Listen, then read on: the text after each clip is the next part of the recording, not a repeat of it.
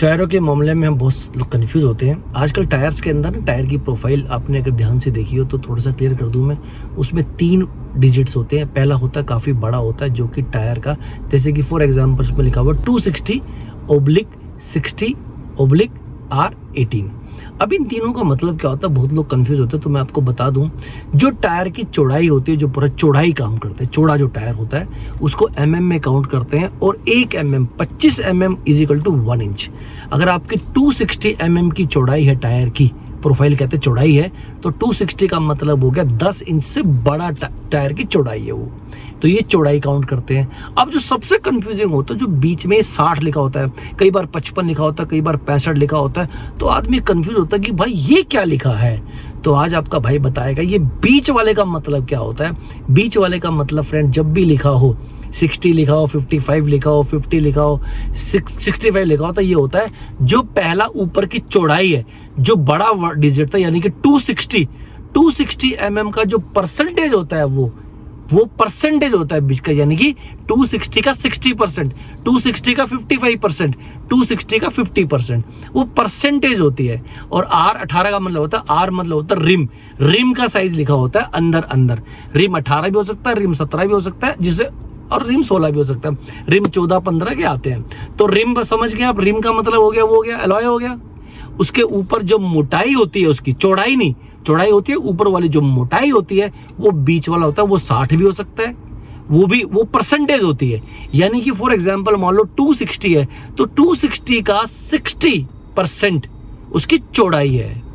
तो बीच वाले का ध्यान रखना, वो परसेंटेज होती है। बहुत लोग कंफ्यूज हो जाते हैं, तो मुझे लगा कि भाइयों क्लियर कर दूं, इसे टायर का प्रोफाइल साइज कहते हैं। ऊपर वाली चौड़ाई को mm में काउंट करते हैं। 25 mm is equal to 1 inch. तो आई थिंक क्लियरिटी आपको हो गई हो।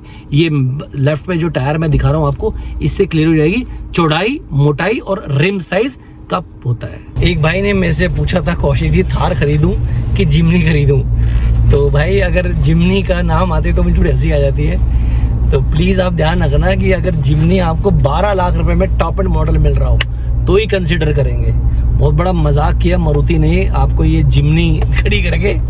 मुझे लगता है कि वो गाड़ी खरीदनी चाहिए किसी को।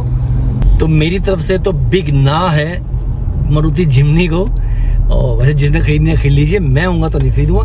थार 5 डोर आने वाली है, वेट कर लीजिए। नहीं तो थार डबल डोर भी ले लेंगे तो कोई प्रॉब्लम नहीं है, क्योंकि जिमनी एक ऐसा टॉय लग रहा है मेरे को। बहुत ही छोटी सी गाड़ी बना दी है मारुति ने। और 12 लाख में अगर आपको मिलता है टॉप एंड मॉडल, जिसकी वो 15, 16, 17 लाख रुपए मांगते हैं, बिल्कुल मत देना। थार खरीद लो, बेटर है, कोई प्रॉब्लम नहीं है। वैसे तो मैं को कोई सी मत खरीदो, लेकिन दोनों में से एक चॉइस है तो थार लेना अभी फिलहाल। जिमनी बिल्कुल मत खरीदना। एक व्यूअर का सवाल आया था, क्रेटा लूं, फेसलिफ्ट वाले की सेल्टोस लूं, किया की। तो मेरा तो ये है कि दोनों में से जो मिल जाए दोनों ले लो। दोनों बहनें हैं आपस में, दोनों ठीक है, एट पार है, सर्विस भी ठीक है दोनों कंपनियों की, प्रोडक्ट भी ठीक है, फीचर भी ठीक है। दोनों में से जो मिल जाए पहले वो ले लीजिए। और एक ने पूछा था पंच और एक्स्टर में से कौन सी चूज़ करते हो। देखो दोनों गाड़ियाँ अच्छी हैं। अगर आपको सिटी में ड्राइव करनी है, घर में कभी कभी भाभी भी गाड़ी चला लेगी, बेटा चला लेगा, तो उसके लिए आप एक्स्टर पे जाइए। एक्स्टर में 4 सिलेंडर है, अच्छी गाड़ी है। और अगर आपको खुद चलानी है गाड़ी, पहाड़ों पे लेके जानी है, सिटी में चलानी है, हाईवे पे चलानी है, तो आप लेंगे टाटा की पंच। दोनों ही गाड़ियाँ एट पार है। और 10 लाख से नीचे पे दोनों गाड़ियों में से एक गाड़ी आप ओन कर लीजिए, कोई प्रॉब्लम नहीं है। तो उम्मीद करता हूँ कि मेरा मैसेज मिल गया होगा। Thank you very much. अपने खून पसीने की कमाई को बचा सकते हो तो बचा लो। जय हिंद, जय भारत।